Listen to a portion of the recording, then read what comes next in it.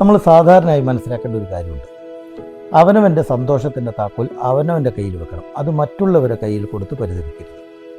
ഏതുപോലെന്ന് വെച്ച് കഴിഞ്ഞാൽ, പഞ്ചസാര ഇട്ട് കുടിക്കേണ്ട ചായ, കപ്പിൽ ചായ ഒഴിച്ചു, പഞ്ചസാര ഇട്ടു, എന്നാൽ പഞ്ചസാര ഇളക്കാതെ ചായ കുടിച്ചു. അപ്പോൾ പഞ്ചസാര ഗ്ലാസിൻ്റെ അടിയിലുണ്ടാവും. അത് കണ്ട് പരിതപിക്കുന്നത് പോലെ നമ്മുടെ ജീവിതത്തിൽ എല്ലാ ഘടകങ്ങളും നമ്മുടെ മുന്നിലുണ്ട്. പടച്ചവൻ അങ്ങനെ തന്നെ സൃഷ്ടിച്ചിട്ടുള്ളത്. നമുക്ക് സന്തോഷിക്കാനുള്ള എല്ലാ വകുപ്പും നമ്മുടെ ചുറ്റുമുണ്ട്. പക്ഷെ അത് ഉപയോഗിക്കാതെ നമ്മൾ ജീവിതത്തിൻ്റെ അവസാനം ഇതൊന്നും ഞാൻ ഉപയോഗിച്ച് സന്തോഷിച്ചില്ലല്ലോ എന്ന് പരിതപിക്കുന്നവരെയാണ് നമ്മൾ ഏറെ കാണുന്നത്.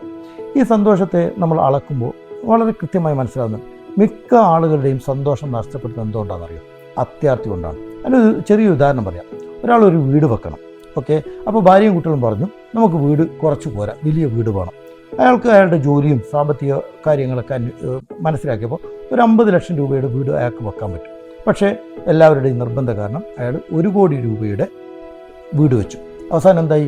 അയാളുടെ ജീവിതം മുഴുവനും ആ വീടിന് വേണ്ടി ജീവിക്കാൻ ബാധ്യസ്ഥനായി മാറുകയുണ്ടായി. കാരണം 50 ലക്ഷമാണെങ്കിൽ അയാൾക്ക് കൃത്യമായും അയാളുടെ ലോണ് കാര്യങ്ങളൊക്കെ അടച്ചുകൊണ്ട് ജീവിതം നല്ല രീതിയിൽ മുന്നോട്ട് പോകാം. പക്ഷേ ജീവിതത്തിൽ ഉപയോഗിക്കേണ്ട പണം വീടിന് വേണ്ടി ഉപയോഗിക്കേണ്ട അവസ്ഥ വന്നപ്പം അയാളെന്തായി? വിഷമങ്ങളിലേക്ക് പോയി. ഇതാണ് പലരുടെയും ജീവിതത്തിൽ. അത്യാർത്തിയിലേക്ക് പോകുമ്പോൾ സന്തോഷം നഷ്ടപ്പെടുന്നു. അതുകൊണ്ട് ജീവിതത്തിൽ കിട്ടേണ്ട കാര്യങ്ങൾ, അവസരങ്ങൾ ഉപയോഗിച്ച് സന്തോഷിച്ച് ജീവിക്കുക. ഇന്നത്തെ ജീവിതം എൻ്റെ ജീവിതം എന്നിലാണ്, എൻ്റെ സന്തോഷം എന്നിലാണ്.